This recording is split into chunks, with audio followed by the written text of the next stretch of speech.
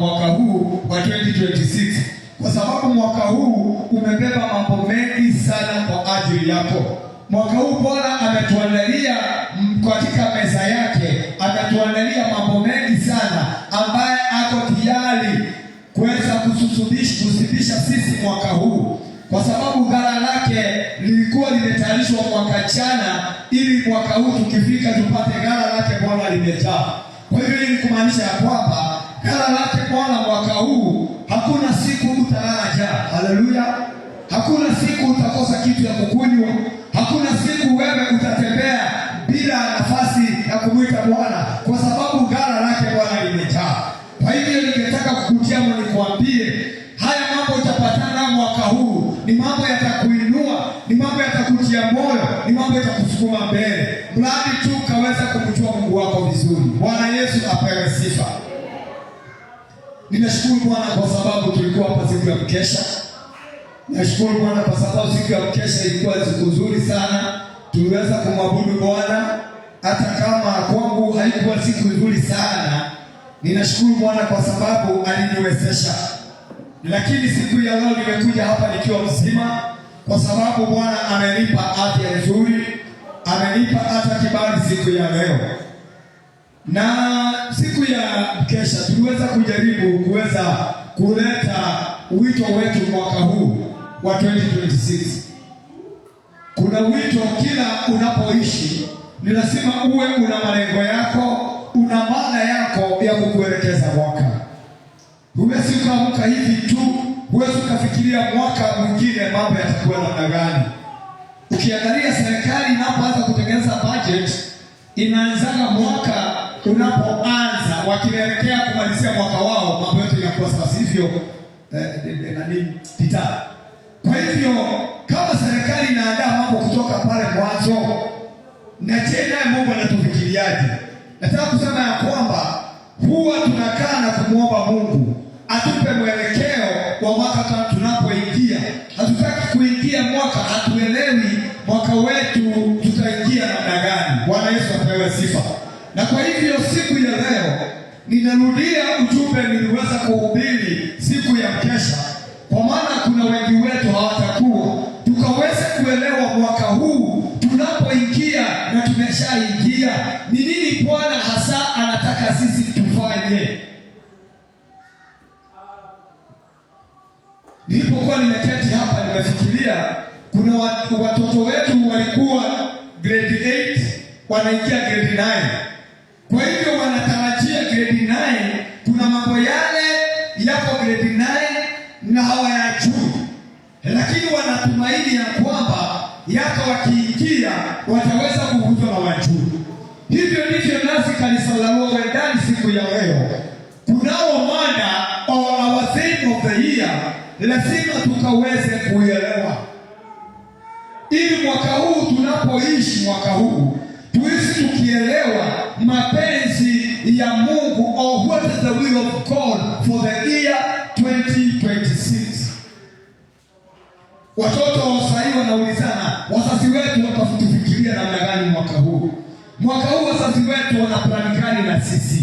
Kila mzazi ana plani ya watoto. Hivyo ndivyo nasi Mungu wetu anayo plan for the year 2026. Kwa hivyo siku ya leo ningetaka ujumbe huu ukaweza kuushika neno kwa neno, kwa maana ni ujumbe utabadilisha maisha yako. Haleluya! Kwa sababu Mungu akiuleta, nilipokuwa nikimwomba Mungu nilimuuliza Baba, ujumbe wa mwaka huu unataka tuelekee namna gani? Na tukiwa siku ya tarehe moja tulienda mahali kwa mkutano, nikapata ujumbe wangu umenenwa. Ujumbe wangu wote nilionena siku ya mkesha ni kama hao watu wawili, mabishopu wawili, ni kama walikuwa kwa hii mkutano. Naona kama kuna roho yao ikitembea hapa, kwa maana walipokuwa waliongea kama wa kwanza aliongea ni kama alikuwa kwa mkutano. Hiyo kwangu ninasikia ndani yangu ujua kunao jambo Bwana anataka kunena kuhusu. Bwana Yesu apewe sifa. Siku ya leo ninaposimama mbele yenu, Ninataka kuambia kwamba mwaka huu ni mwaka tunatarajia Bwana aende nasi. Ninakumbuka Musa akimwambia Jehova, kama uwepo wako Mungu hautakuwa pamoja nasi, hatuwezi kuondoka hapa. Sisi wanadamu ni mara nyingi tunaondoka tukiwacha uwepo wa Mungu nyuma. Na ndipo unapata tuna hatari ya kungoja. Musa akajua uwepo wa Mungu utakapokuwa umewaongoza Musa maishani mwake ama safari yao itakuwa thabiti. Jambo moja, Musa hakujua safari hii inaenda namna gani, lakini uwepo wa Bwana ukiwepo, njia hufunguka na tunapata mwelekeo. Kwa hivyo nataka kukuhakikishia mwaka huu, remain in the presence of God. Hata kama mambo yatatokea, hata kama kuna njaa kama hili pata watoto wa Israeli jangwani, wewe kaa katika uwepo wa Bwana. Kwa hivyo siku ya leo ningetaka tukaweze kujua wito wetu mwaka huu ama our theme of the year maana yake na nini hasa. Kwa hivyo our theme of this year is talk about a fresh encounter with God. A fresh encounter ni kukutana upya na Mungu. Kukutana upya na Mungu si kumaanisha ni Mungu mwingine wapendwa tunatafuta. Si kumaanisha tunatafuta kanisa lingine. Si kumaanisha ati ni Mungu mwingine atakuja. Ni yule Mungu aliye jana, leo na hata milele. Akaniambia mwaka huu huyo Mungu habadiliki. Ndiye anataka kukutana nasi upya. Kukutana na Mungu upya ni kusema ni Mungu akutembelee mara ingine. Kama na vile marafiki wengi wetu wanatutembeleaga mara kwa mara, hatujai chokeshwa nao kwa maana ni marafiki yetu. Kwa hivyo mwaka wa 2026 ni mwaka wa kukutana na Mungu mara ingine kwa njia ya kiupya. Kukutana na Mungu kiupya ina new way. Labda ulikuwa umemzoea kuona Mungu akifanya hivi, wewe kwako ikafika mahali kwako ikawa ni mazoea.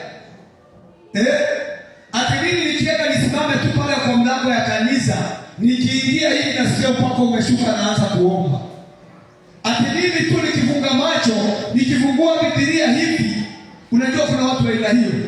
Na sasa atasoma wapi? Anafungua Biblia, mahali anasoma, ati hapo ndio Mungu anataka asikie na atasikia ametosheleka. Leo tunataka mwaka huu tumuone Mungu kwa njia jipya.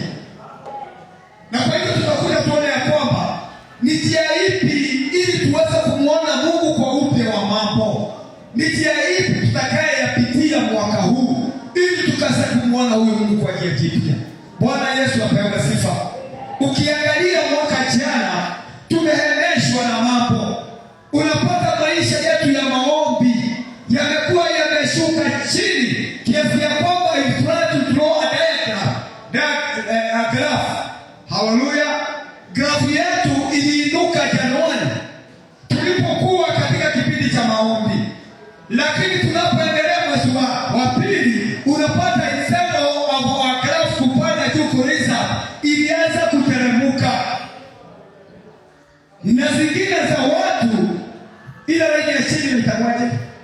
Inachorwa hivi na hivi. X and Y axis. Hallelujah. Unapata ya kwamba Mungu wetu alitarajia mwaka ulipoanza 25 as our graph start to raise, ipande ifike 50 iende mpaka juu, lakini ulipata graph za watu wengine na that is the reality. Siongei ni sasa, siwaambii wale wanakule. Sizazino sikia na waambiaga ati sio hawako hapa, wako huko. Leo wale ninaongelesha wako hapa nikiwa ndani. Grafu zetu tulipojaribu kuanza kupanda, zilifika zingine zilishika 40%, ikashindwa na kupanda, ikaanza kuteremka. Zingine ilifika 60, zingine hazikufika 100, zikaanza badala ya zienda kupanda, zianza kushuka. Zingine zinashuka zikipanda, kama zile fareti wanafanya, unapata pesa, wengine inashuka inateremka. Haleluya, wanawekelea sasa inaelekea juu au kutarajua na tuwe maneno. Bwana Yesu apewe sifa. Kwa hivyo zilipoanza kushuka, kuna zingine zilienda zikapita ile laini ya chini. Haleluya, Bwana Yesu apewe sifa. Zikashuka hata saa hii tunapoanza mwaka wako negative. Lakini uzuri wa Mungu wetu, ujumbe ametuletea mwaka huu ni wa kutoa katika on a negative side tuanze kurisha kuna positive way. Na hayo yote tutayapata kupitia kwa ujumbe wa siku ya leo. Na nimekuja kukutia, wacha to encourage you this morning. Don't worry, kwa sababu Mungu wetu ni wa huruma nyingi. Hata kama grafu yako ilishuka chini, hata wewe hata kuomba kulikuwa shida tulipofika mwezi wa 7, mwezi wa 8, hata Disemba ukaona kuomba kulikuwa kungumu.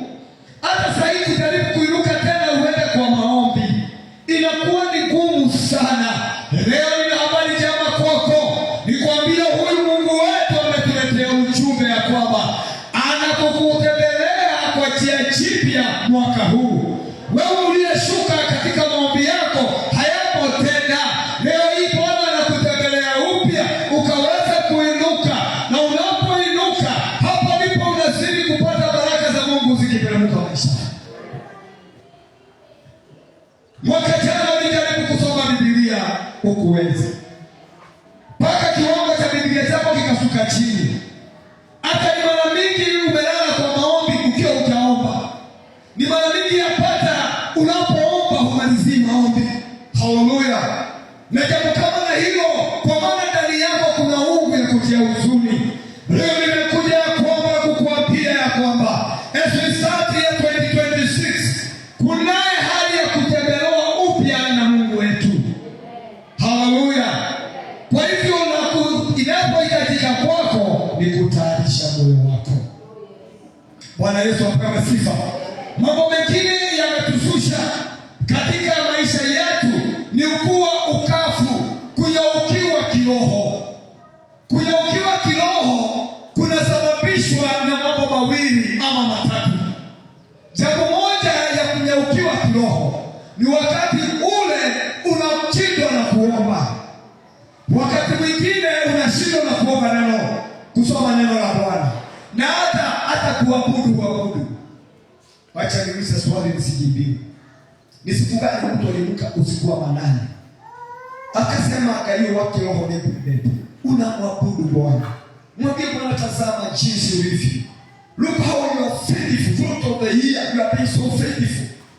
Every prayer that I take. Hallelujah. Haya mambo yote Mungu atakapotutembelea upya yatarejeshwa maishani mwako. Bwana Yesu apewe sifa. Kwa hivyo siku ya leo ninapoongea haya mambo ninasikia vizuri ndani yangu, kwa sababu ingekuwa hatari sana kama tungeendelea na stage tuliokuwa mwaka jana, kwa sababu kama sifike wengine wetu wangekuwa wameteremka negative 50, negative 90, hata 100. Unapata hata ushuhuda wa mtu kama na huyo upatikana. Lakini leo ujumbe ni ya kwamba Mungu mwaka huu yuamua kukutembelea kwa njia mpya. Kwa hivyo sema the year 2026 is about a fresh encounter with your Maker, with your God. Hallelujah. Na Mungu wetu atakapotembelea upya kuna change ya maisha.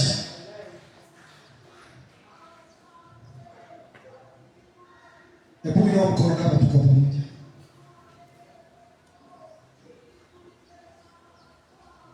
Hallelujah.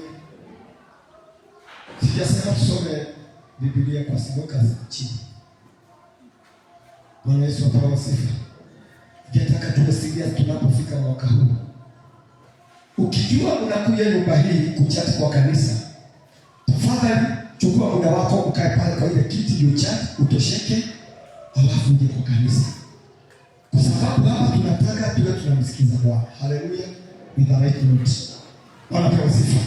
Kwa hivyo siku ya leo wapendwa, ningetaka ukaanze kutayarisha moyo wako jinsi ya kukutana na Mungu mara ya pili. Unapokutana na Mungu mara ya pili, ninakwambia hutakaa jinsi mimi nilivyo.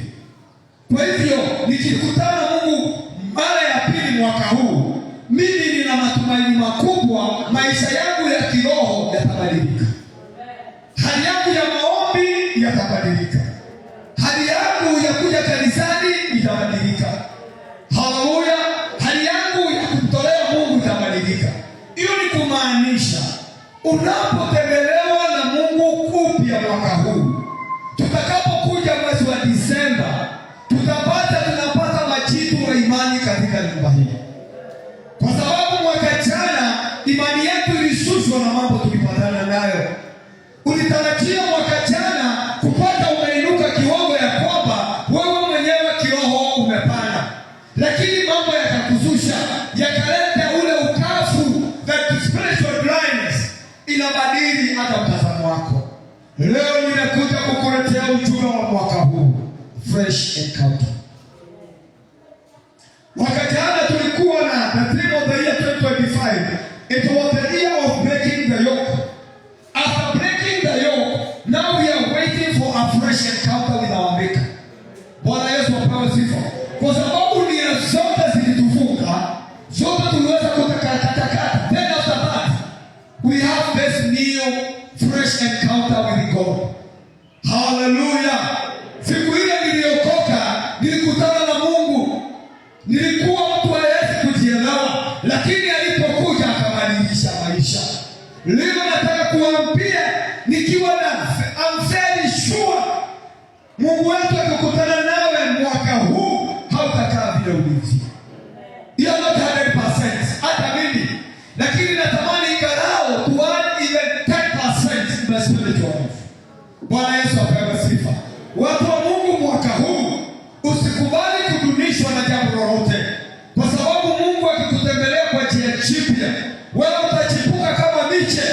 Kama ule mti uko kwenye Biblia, ile mti ilikatwa. Haleluya. Ulikatwa na bila still there is hope kwa mti uliokatwa. Bwana Yesu apewe sifa. Hivyo ndivyo itakavyotendeka. Yawezekana saa hii wakaa kama ile mti imekatwa, imeozea kwenye mchanga. Imeozea kwenye mchanga, lakini leo neno hili ya Paulo fresh encounter inaleta kama harufu mpya ya mvua, utachipuka. Atakapokutembelea upya mwaka huu, Mungu utachipuka.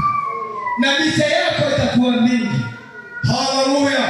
Miche yako itakuwa mingi. Kwa hivyo baraka maishani mwako itakuwa nyingi. Ushuhuda wako utakuwa ushuhuda wa kucheka, kwa maana Bwana amekutembelea upya. Wafikiriaje moyoni mwako unaposikia kutembelewa na Bwana upya? Yaposikia kuna kitu unatarajia. You have a desire. A desire. Haleluya. Bwana Yesu apewe sifa. Na naamini ya kwamba ukitembelewa upya na Mungu, utafanyika chombo cha dhamana kutumika kwa nyumba ya Mungu. Tangu tuone na Mungu. Mungu akikuuliza, ni kazi gani umelifanyia? Utamjibu namna gani? Leo utakaposikia ujumbe huu, akikuuliza swali kama na hiyo Disemba, kwa maana atakuwa akikutembelea, anahakikisha anakuequip vizuri. Bwana Yesu apewe sifa. Anakulisha chakula wa kula mashiba. Haleluya. Anakupa silaha ya vita, unapigana vita, ili ukaweze kutokezea ukiwa mtu aliye na nguvu. Bwana Yesu apewe sifa. Kwa hivyo ujumbe wangu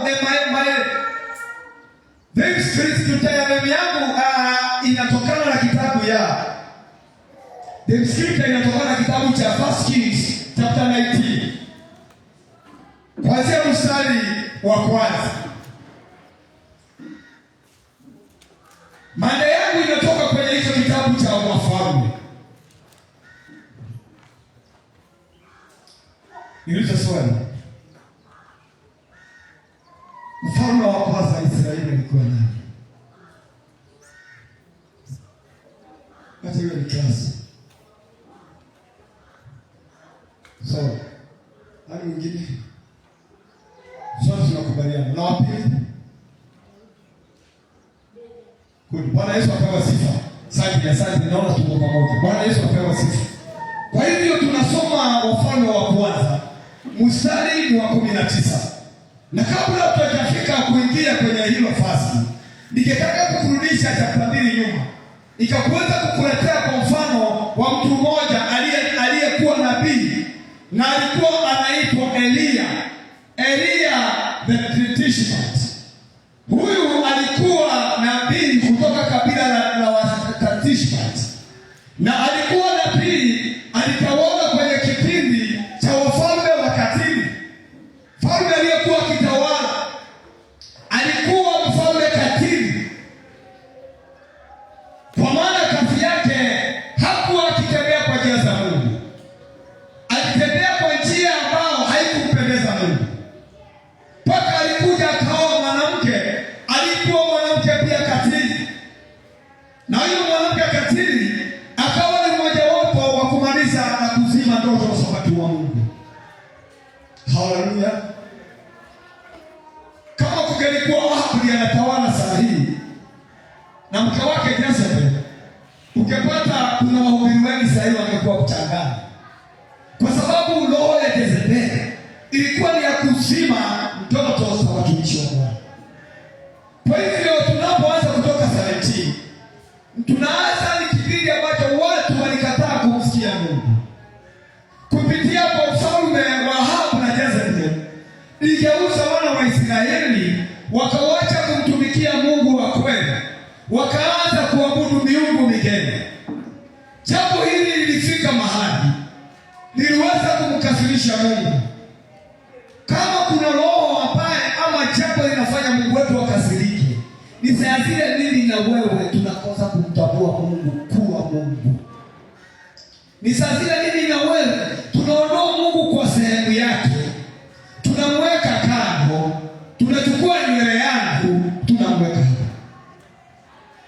Ni wakati tunachukua Mungu wetu tunamweka kando, tunachukua mali yetu tunaiweka mahali pa Mungu.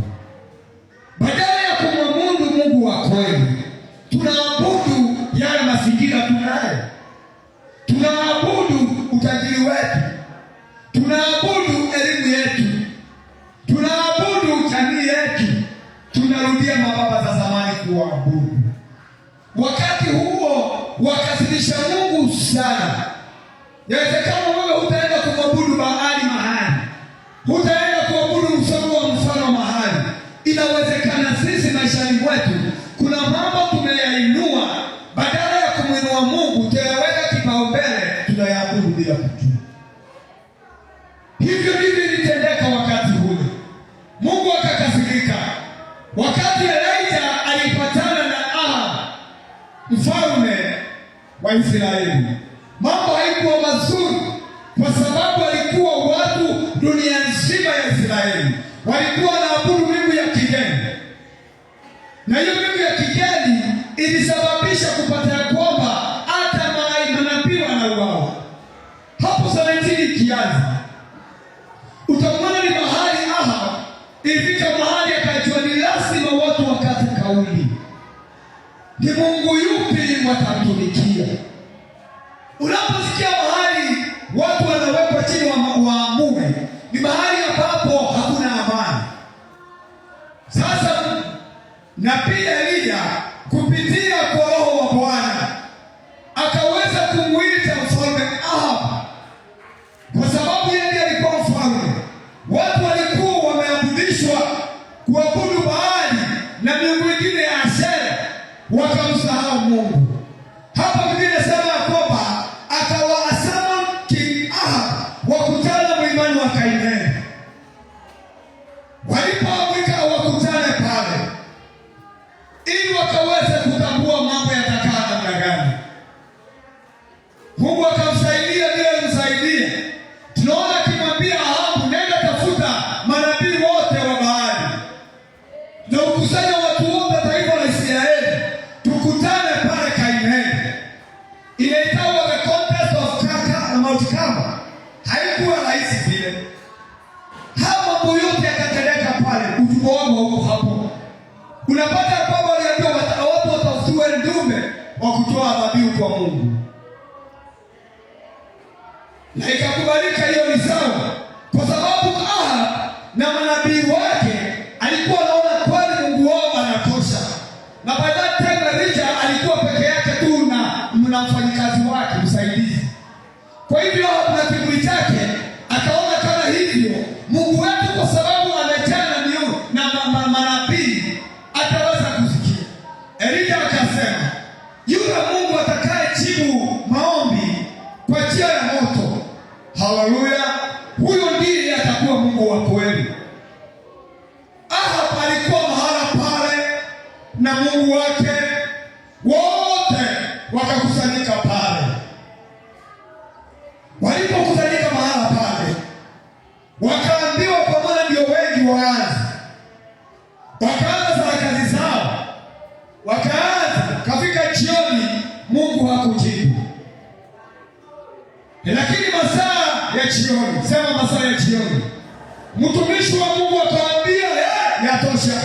Wacheni sana kazi zenu. Walikuwa wanajikatakata kujiangusha kifudifudi, kulala, kutoa nguo ili Mungu wao wasikie.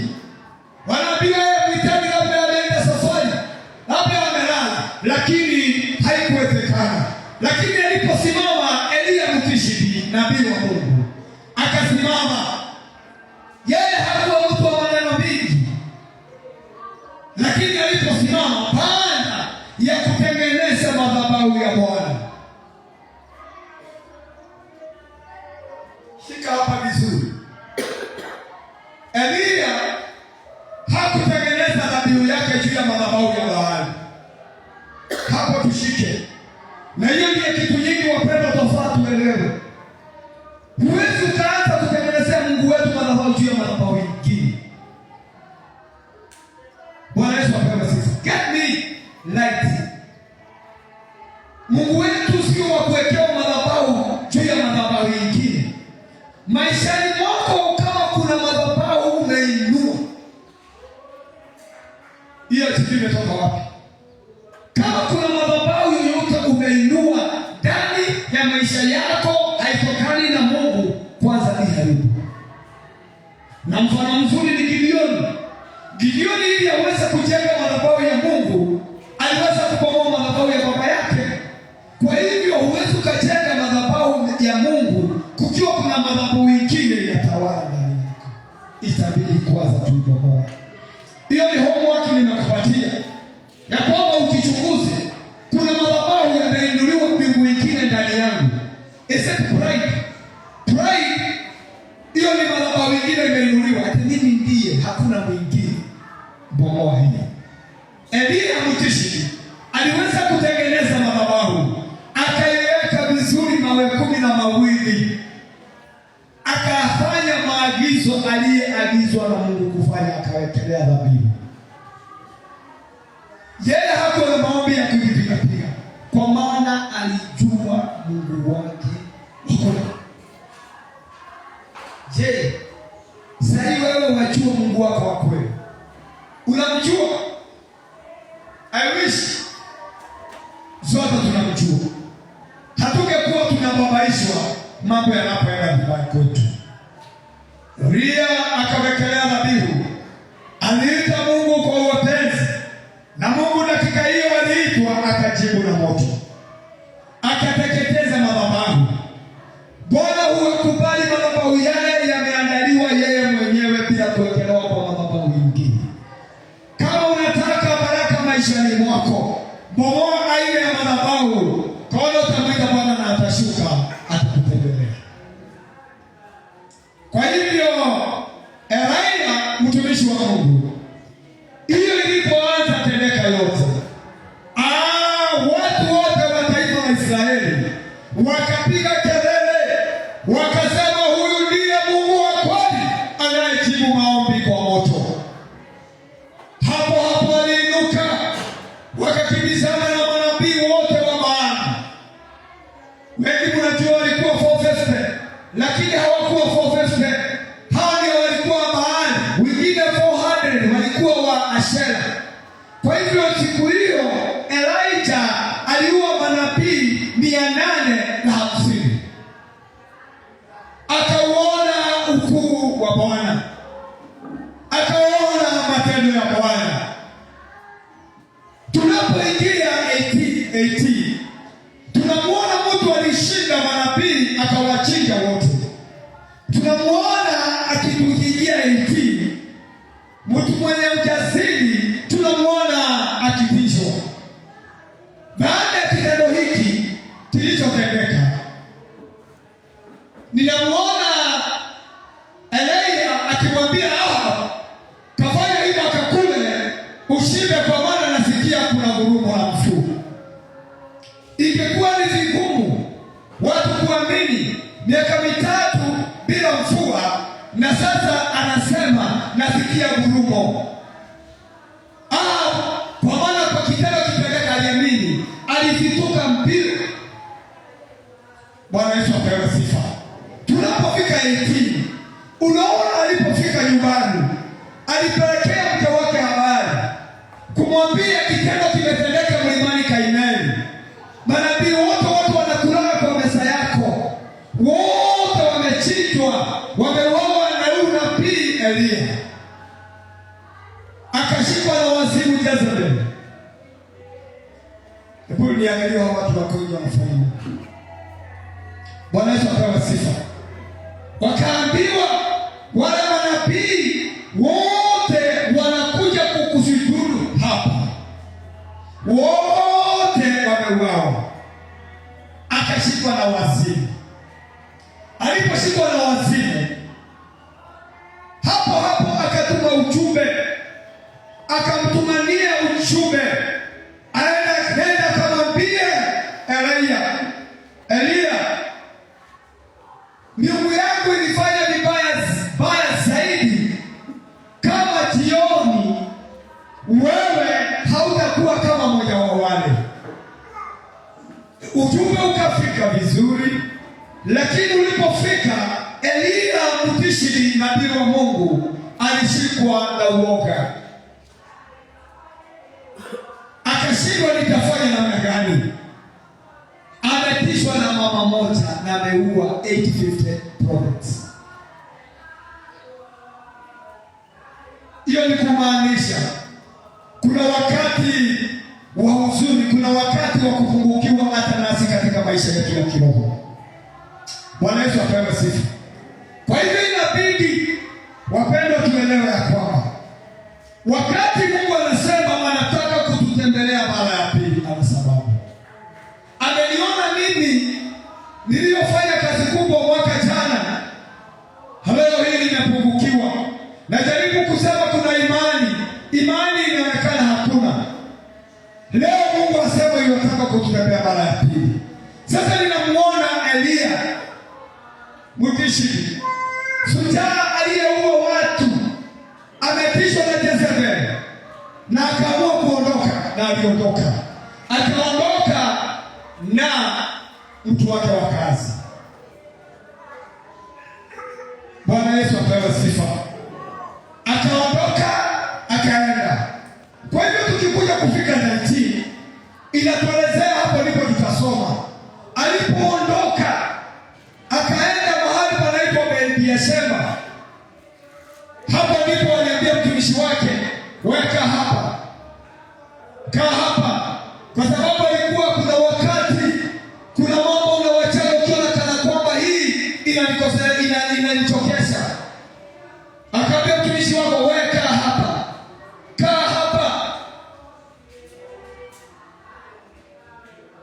Kuna wakati wa wokovu, kuna mambo mengine yanatuzuia kuendelea mbele. Kwa hivyo nataka tuanze Wafalme wa Kwanza 19 kuanzia mstari wa kwanza. Tusomewe tusikie. Basi Ahabu akamwambia Yezebeli habari ya mambo yote aliyowafanya Eliya na jinsi alivyowaua manabii wote kwa upanga.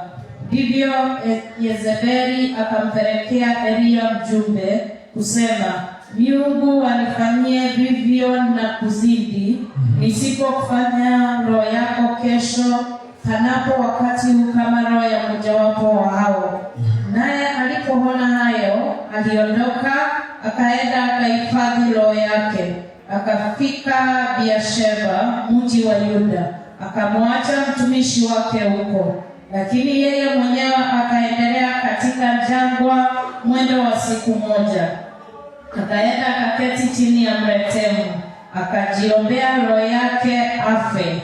Akasema, yatosha sasa, Bwana, uniondoe roho yangu, kwa kuwa mimi si mwema kuliko baba zangu.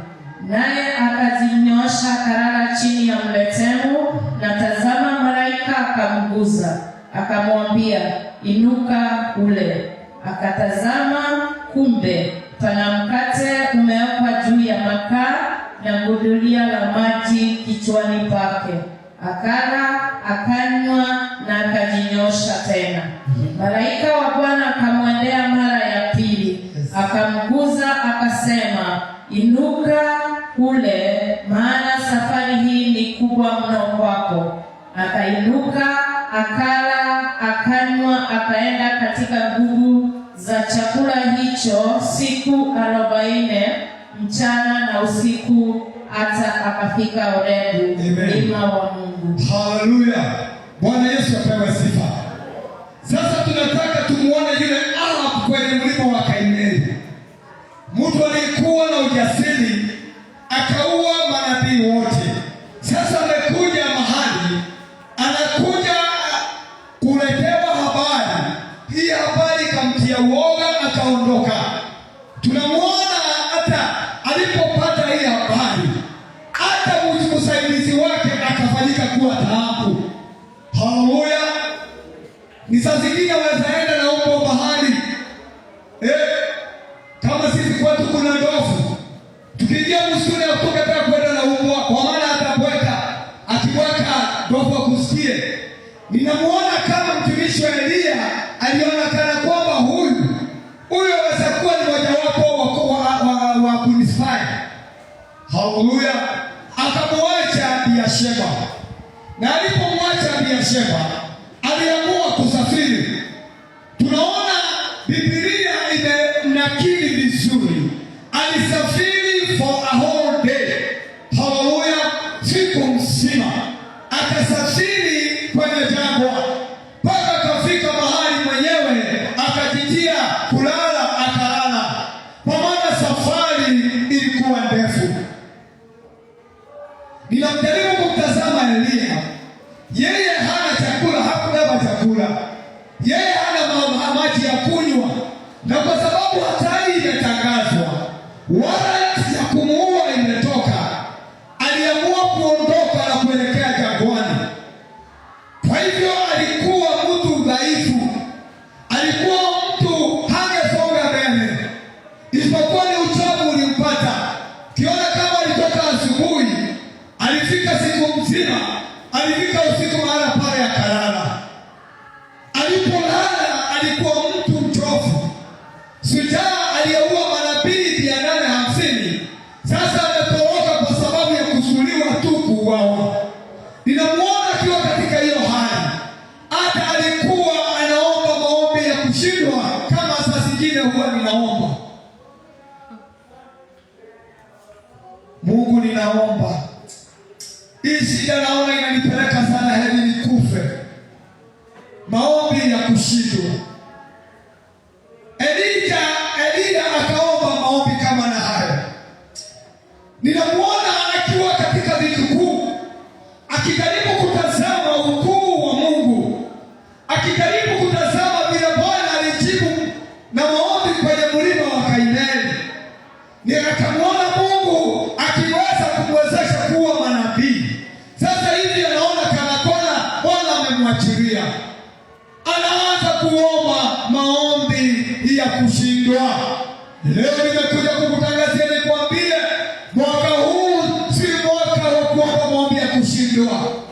Kwa maana kuna kutangazwa upya na Mungu. Akiwa katika hali ile ya maombi yake, aliweza kulala. Alipolala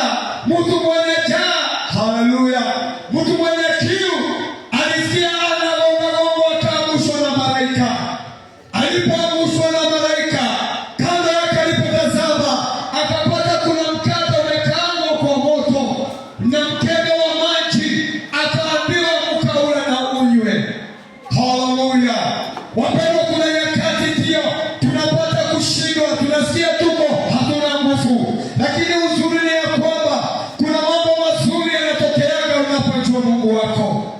Eliya akaamka, akala na akanywa. Alipokala akanywa, akarudi akalala tena. Hapo mstari wa 7 inasema vizuri sana. Baada ya kulala mara ya pili, malaika alirudi mara ya pili. Akamwambia, akamgonga, amuka ule na unywe, kwa maana safari unaelekea si safari kidogo, itakugharimu nguvu yako. Alipoamuka akapata kile chakula bado kiko pale, kimeletwa kingine. Akala akanywa. Biblia inasema kwamba alipokula chakula kile, hiki chakula kilimpatia nguvu. Chakula kikampatia nguvu, kilimwezesha kusafiri kwa siku 40.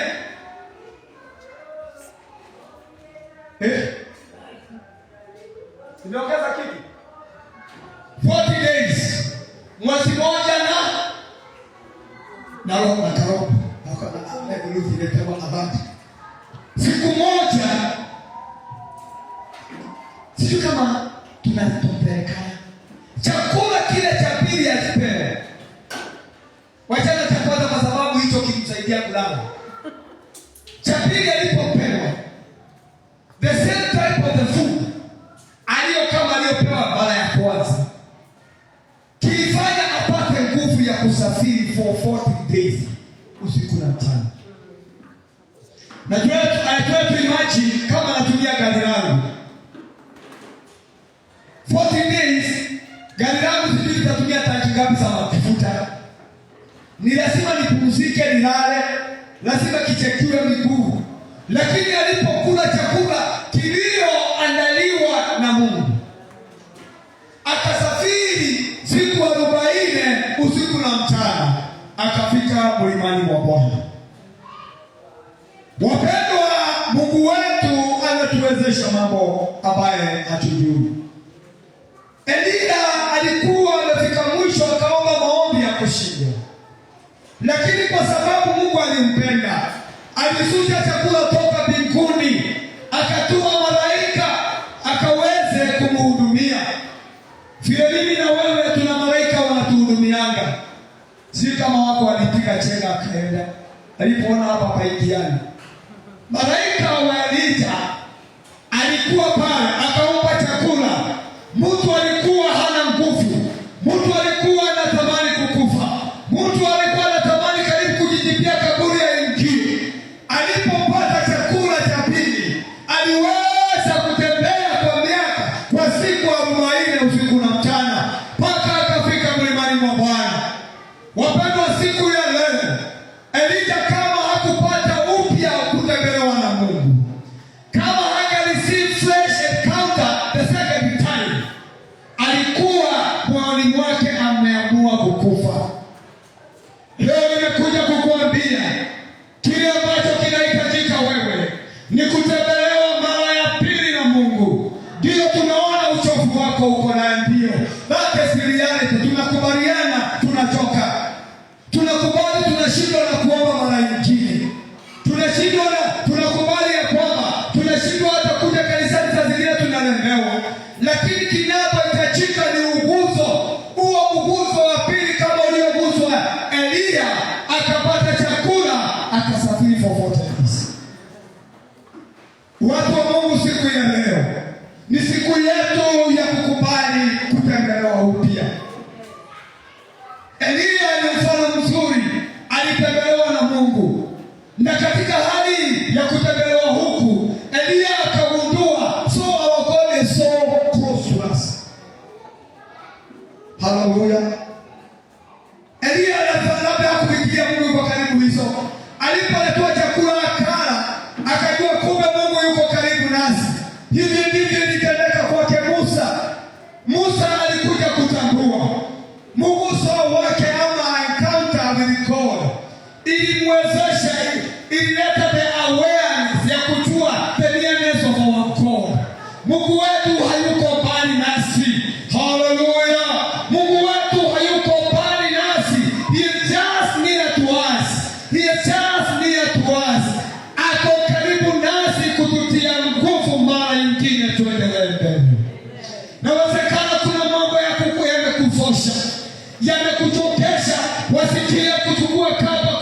kujua. Mwingine anasikia sasa mwaka huu sitarudi shule, sitasoma. Wacha nikwambie, our God is very close to us. Hallelujah. Kwa maana Musa alipokuwa kule amechoka, ametoroka, alipofika jangwani, alipatana na Mungu, aligeuka hivi tu akaweza kuona kichaka kikuungua, kumbe akajua Mungu yuko karibu. Aliposikia sauti, alipoanza kutazama, mtazamo wake ukabadilika. Alikuwa akafikiria Mungu alikuwa mbali, lakini Mungu yuko karibu. Leo nimekuja kukuambia, our God is very close to us. He's very near.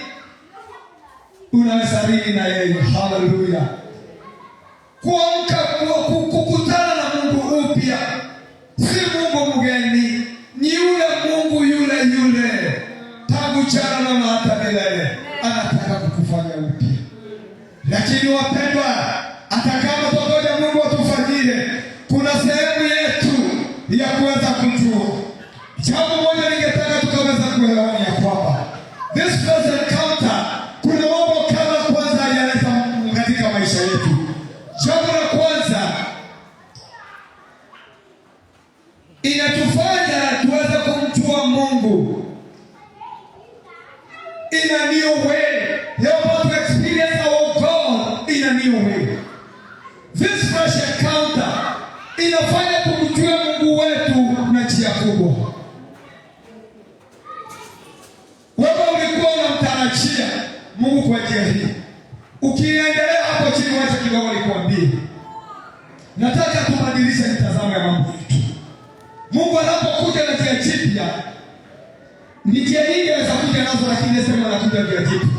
Elia alipofika mlimani wa Bwana, mahali pale kwenda kukutana na Mungu, ulipata kuna ardhi kujilikuja, upepo ukafuma.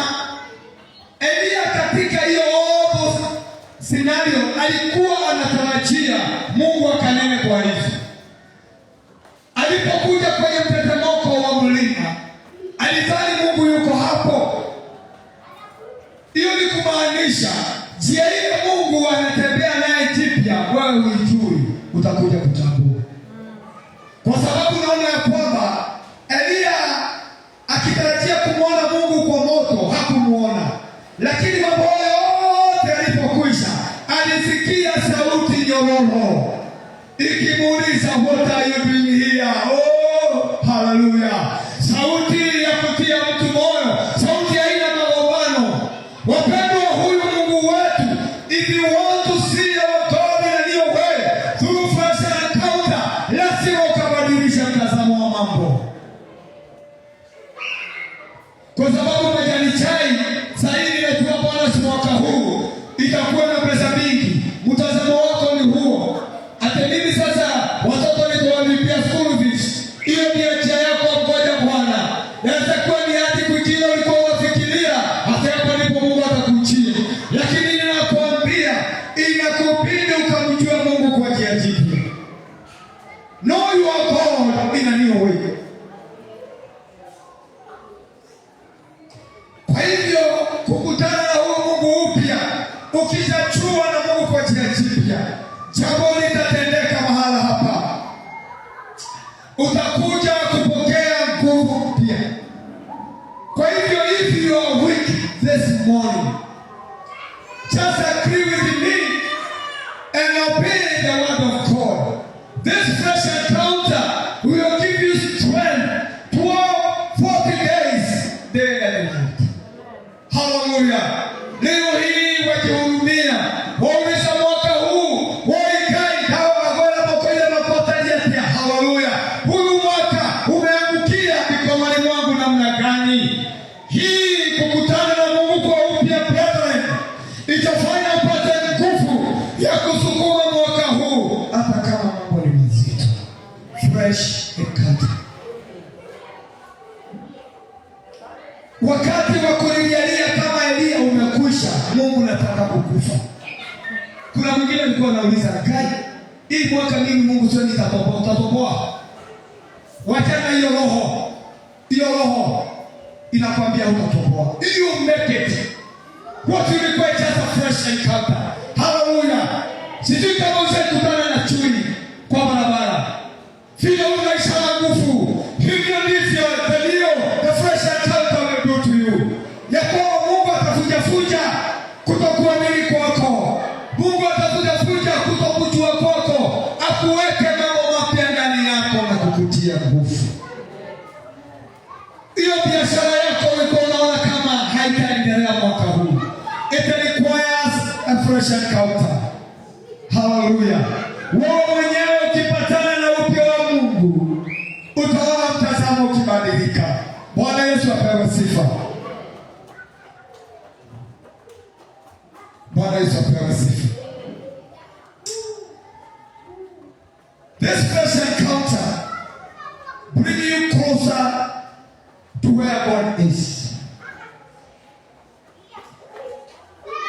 Upya kutembelewa na Mungu kwa kufuatilia wewe karibu na Mungu. Bwana Yesu apewe sifa. Elia alipopata chakula, akasafiri hizo siku kulimsogesha karibu na mlima wa Bwana. Watu wa Mungu, siku ya leo, kama utatamani kutembea kwa upya, kukusogeza wewe mwaka huu karibu na Mungu mahali yuko. Na mahali Mungu yuko ni mahali utapokea nguvu mpya. Bwana Yesu apewe sifa. Jambo lingine ni ya kwamba kutembelewa na Mungu huku kuna kuelekeza assignment, kuna kupatia the new assignment for the year. Hallelujah. Kwa hivyo upya huu, this fresh encounter, you open doors for new assignment with our God. Nikikuweka pale alipeleka mlimani mwa Mungu, hatutasoma masaa yote. Hapa ndipo alipoulizwa, what are you doing here? Hapa ndipo aliambiwa, nenda ukaweza kupaka mafuta Jehu. Nenda ukaweza kupaka mafuta Elisha. Akapata new assignment. After receiving fresh encounter, who was given a new assignment. Same case applies to us this morning. Kama tutakubali kukutana na Mungu upya, this year will be a different year for us. In God's ministry, katika familia, kwa sababu katika uweponi huu tutapata assignment mpya. Bwana Yesu apewe sifa. Kwa hivyo watu wa Mungu, siku ya leo inatubidi tuelewe ukutana upya kwa Mungu huku also it empower us to do things that seem to be impossible. Kuna tuwezesha kufanya yale mambo yaliyoonekana kana kwamba haiwezekani. Haleluya. Nikuonyeshe namna gani Sauli alikuwa mtesa wa Kristo. Alipokutana na Yesu, yale mambo yote angekuwa akifikiria angefanya, akafanyika kuwa mfanyikazi wa kazi ya Bwana. Kwa hivyo ukukutana upya na Mungu huku kutakuwezesha yale mambo yote unaona ni magumu kuyaweza.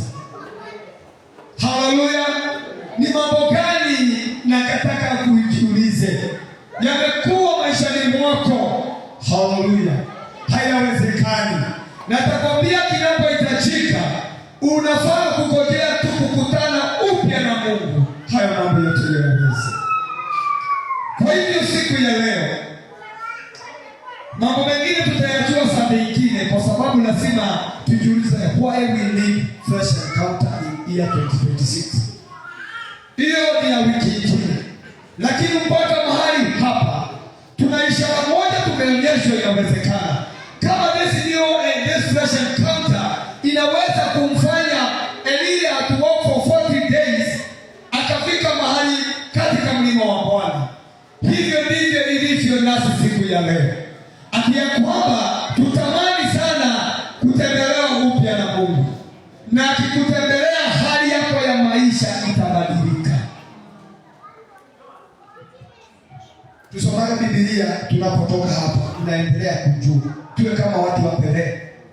Haleluya. Elia aliponelewa na Mungu baada ya kupata zile nguvu, akaenda akaanointi watu watatu. Kuna mtu mmoja na sauti jina lake. Anaitwa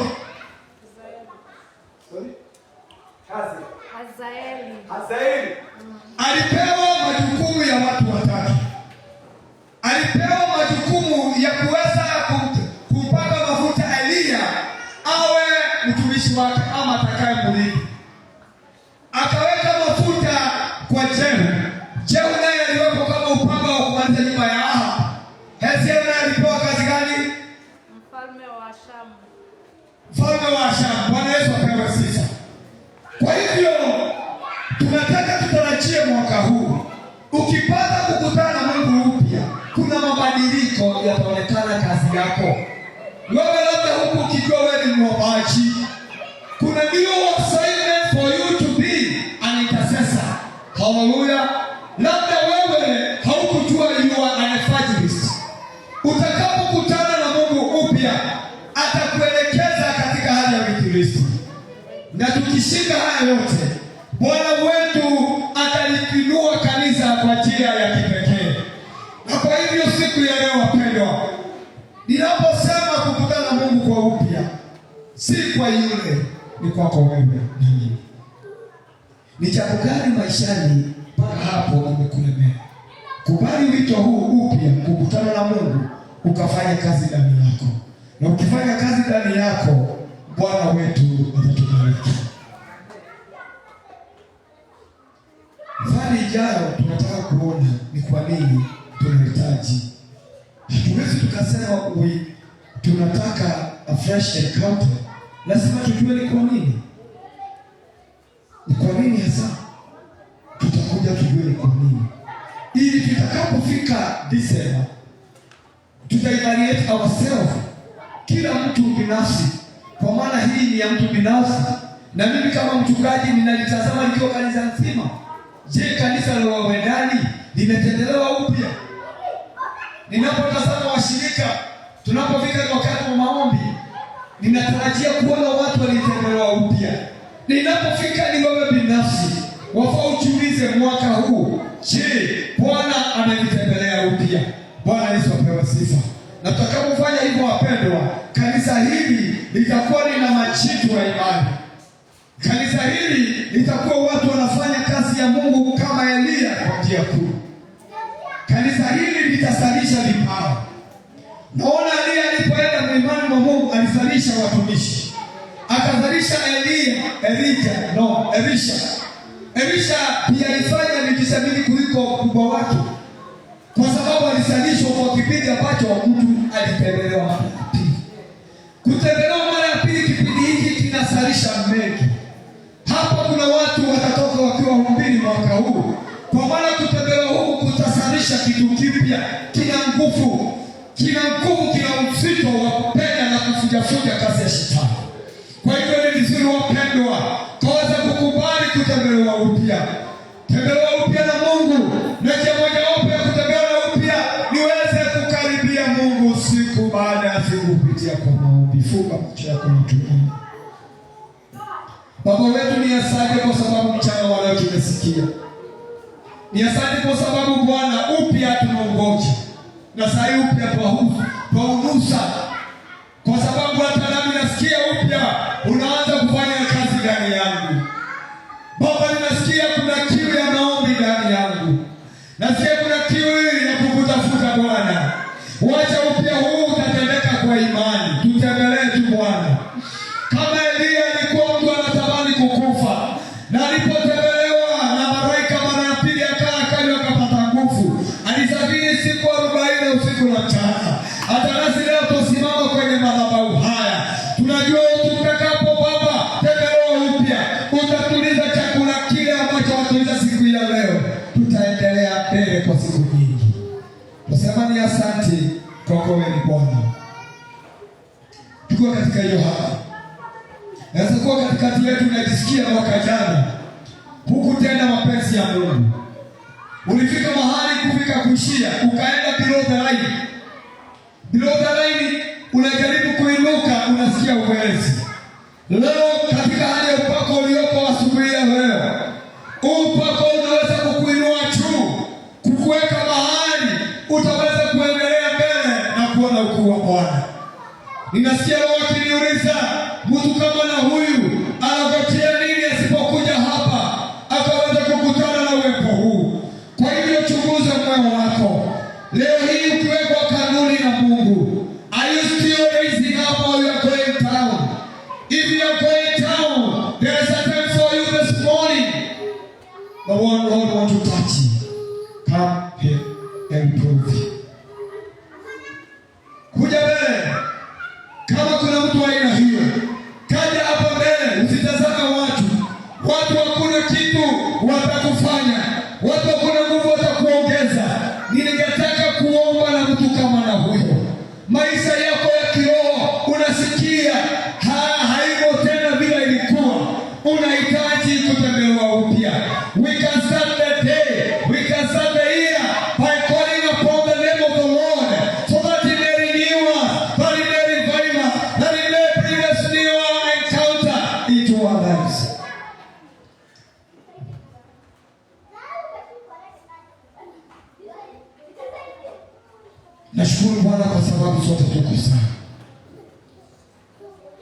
lakini mioyo yetu, wengine mioyo yetu imeshuka chini. Sijui